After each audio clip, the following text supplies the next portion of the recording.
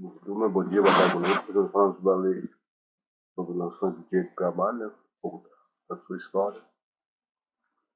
A Revolução Industrial vai ter um certificado da exato de sua ocorrência. A Revolução Industrial teve início na Inglaterra, final aí, no meio do século XVIII. Existem diversas razões, a ordem social, econômica e política da sua ocorrência, com a produção em massa. A primeira dessas razões é que as leis de esticamento fizeram com que o sistema feudal entrasse em declínio, pois a população que vivia praticamente fechada dentro dos seus se deslocou para as cidades em busca de melhores condições de vida, propiciando em grande disponibilidade de mão de obra urbana, local onde as indústrias foram instaladas. Outro fator importante junto com a fixação da grande parcela da população da cidade foi descoberto novos mercados, sendo que ambas as razões ocasionaram, significativo aumento da demanda de produtos industrializados, produtos feitos em grande escala. Né?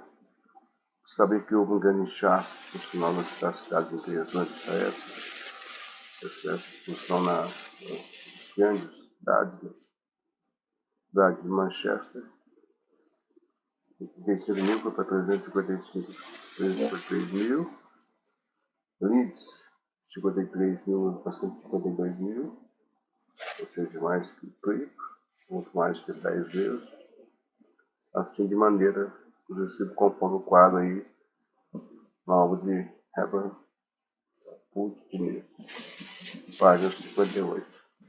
Foram desenvolvidos novos processos produtivos, que destaca a invenção da máquina de vapor, o James Watt, com a fonte de energia para a produção da nova Thomas Edison, isso na América, né?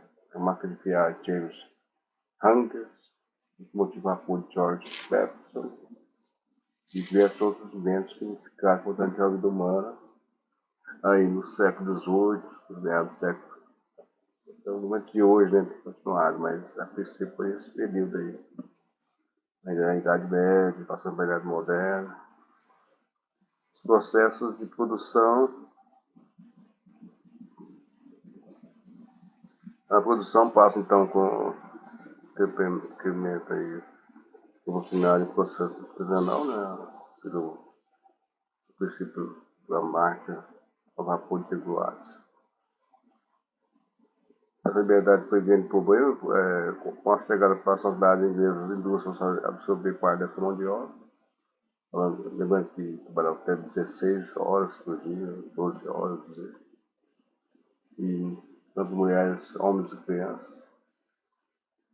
Essa verdade foi um grande problema, pois a disputa pelo seu posto de trabalho se rápido, fazendo que as pessoas sejam selecionadas e contratadas não tenham sido respeitadas para criar condições mínimas de trabalho, como eu falando, né? Conforme muito relatada por Bella Connick George, 2007, página 26. Na verdade, aqui fala, né? Na verdade, o citado período marcado historicamente com uma das fases mais conturbadas e tristes para os trabalhadores, que a fim de escapar do desemprego, submetiu-se ao desmando dos patrões, que lhes impingiam jornadas de trabalho subhumanas, remuneradas com baixos e insuficientes salários, em razão da crise miséria que suportava tanto o homem quanto a criança, eram obrigados a trabalhar para ajudar no orçamento familiar. O trabalhador era considerado apenas um meio para o empresário que pudesse obter o retorno de seu investimento, sendo, portanto, muito desrespeitados em seus direitos. E a ele não restava alternativa a subir, uma vez que tinha poucos postos de trabalho e uma grande mão de obra disponível. Excesso de mão de obra, salário baixo. Não é muito diferente de hoje, né? Nosso, 2008, página 20. De mesma forma, vale lembrar que as condições de vida e trabalho eram muito precárias e degradantes. Nas fábricas, agentes insalubres e perigosos estavam por toda parte. As moradias dos trabalhadores também não eram diferentes. pessoas vivendo amontoadas em péssimas instalações, geralmente em porões, sem ventilação ou iluminação adequada, com motor a vapor e emissão de esvate, alimentando somente com carvão, possuindo revolução industrial na Inglaterra e no mundo, nesse estado das máquinas. No jeito de tudo isso, os conflitos de padrões de operários passam a ser constantes, decorrente com o desenvolvimento da nova jornada e a falta de quase existência de direitos trabalhistas. Pensando aí, né, os sindicatos, a intervenção aí, o trabalhador contra o capitalismo aí, capitalista, né? O nível de preocupação com o trabalhador, no contexto das primeiras preocupações, começou com a igreja, então, católica, com o Papa Leão XIII, o vigário em 1899, Encíclica Rerum Novarum. Depois de diversas outras encíclicas foram publicadas manifestos com a mesma reflexão, tais como o Controle do Ano, de Paulo, Master, né, a Carta Magna, Mescada, População em Progresso e Obra de Trabalho, né, em excesso.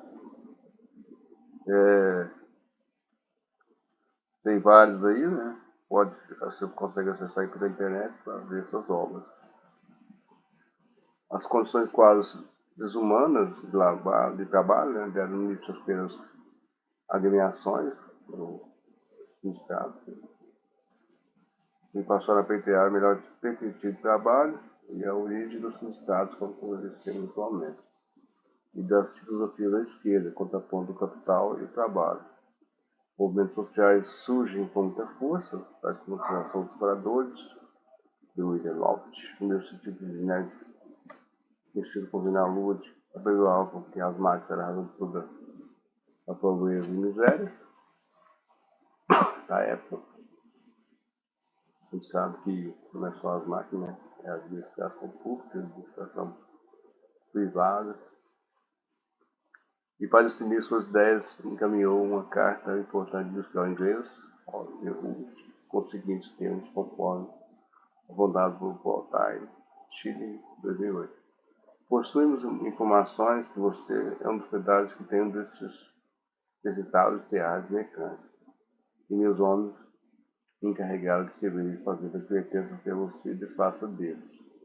Atente para que eles não forem despachados até o final da próxima semana. Enviarei dos melhores dos meus lugares tenentes com os 300 homens para destruí-los. Ela disse uma nota que você nos cause problemas. Mandaremos se você não causar vários problemas. Aumentaremos o seu infortúnio, queimando o seu edifício, reduzindo assim. Se você tiver atrevimento de disparar contra meus homens, ele tem poder de sem ódio assassiná-lo e de queimar sua casa. Assim você terá a bondade de formar os seus vizinhos e que esperam meus destinos, se os seus triportadores não sejam rapidamente desativados.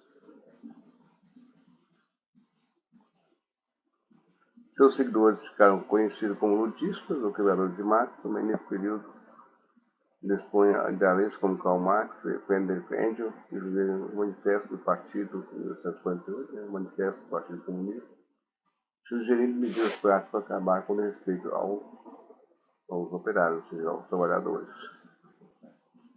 Francisco Ferreira, Jorge Neto e Gilbert, quadros Pessoa, Cavalcante, 2005, página 10, aponta muitas consequências da Revolução Industrial para todo o sistema produtivo mundial, destacando o incremento quantitativo de incremento do trabalho humano, a interação entre ciência e tecnologia, a racionalização e divisão do trabalho, o maior aproveitamento das cidades industriais, o crescimento demográfico nas cidades e, um dos mais importantes, o surgimento de uma nova classe social dominada por proletariado urbano industrial.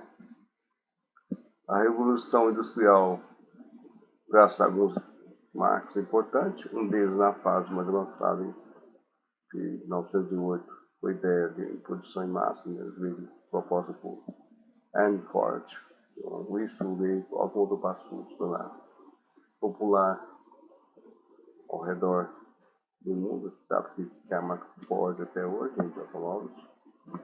Com a Primeira Guerra Mundial, de 14 a 18, passou-se a buscar novos mercados e com seu termo surgiu o movimento de proteção aos direitos básicos fundamentais da pessoa humana dentro da Constituição dos países, inclusive de natureza trabalhista. Temos aqui mais o Pedro Carnes de Henry Ford.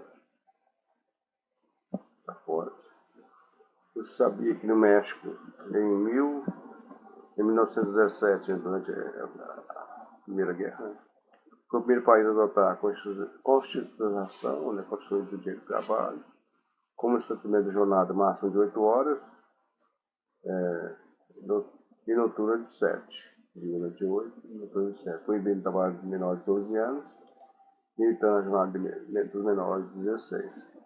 Também previa o descanso semanal, a proteção à maternidade, salário mínimo, a igualdade salarial, proteção contra os acidentes de trabalho e efeito sindical. Nascimento de 8, né, página 48, no mesmo sentido que foi a Constituição de Reino em 1919, na Alemanha, prevendo direitos trabalhistas, sociais e trabalhistas mais amplos em relação à Constituição. É mais amplo, né? Mas conteúdo social, apresentação de trabalhadores nas empresas, representação. Né?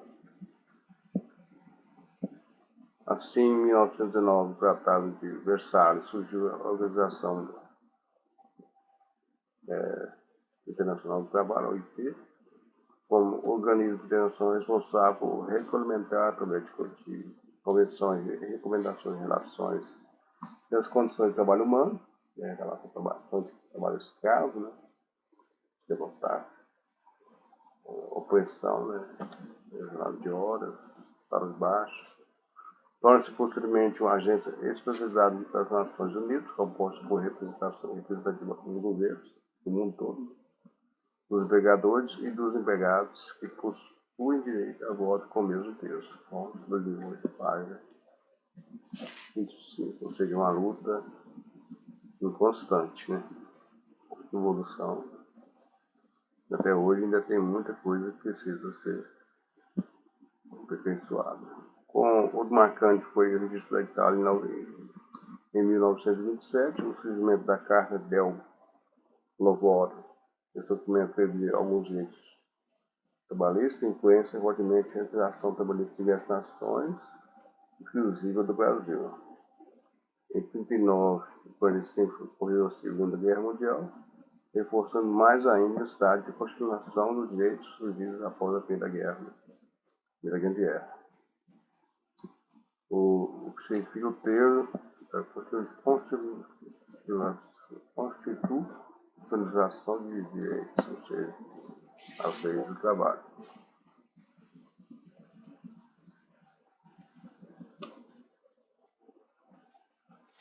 Esse é um termo utilizado para evitar os direitos, no caso dos trabalhistas, passaram a ser previsto no documento jurídico mais importante do país, que é a Constituição, né? No caso da nossa do Brasil, é de 1988,